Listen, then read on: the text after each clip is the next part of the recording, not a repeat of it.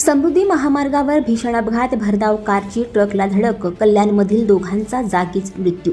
समृद्धी महामार्गावर पुन्हा एकदा भीषण अपघात घडला आहे. वाशिम जिल्ह्यानंतर आता नाशिकच्या सिन्नरमध्ये भीषण अपघाताची दुर्घटना घडली. या अपघातात 2 जणांचा मृत्यू झाल्याची माहिती मिळाली आहे. या अपघात प्रकरणी सिन्नर पोलिसांनी पुढील तपास सुरू केला आहे. मिळालेल्या माहितीनुसार नाशिकच्या सिन्नरला समृद्धी महामार्गावर भीषण अपघात घडलाय. टायर फुटल्यामुळे कार महामार्गावर उलटून ट्रकला धडकली. या अपघातात 2 जण दगावले, तर अपघातात एकूण 9 जण जखमी झाले. या कारमध्ये 3 प्रौढ आणि 8 लहान मुले असे एकूण 11 जण या गाडीतून प्रवास करत होते. अपघातात प्रौढांमधील 1 पुरुष तर 1 महिला यामध्ये दगावले आहेत. सिन्नर तालुक्यातील फरदापूर येथे विवाह सोहळ्यानिमित्त आलेल्या कल्याण येथील नातेवाईकांवर ही दुर्दैवी वेळ ओढवली आहे.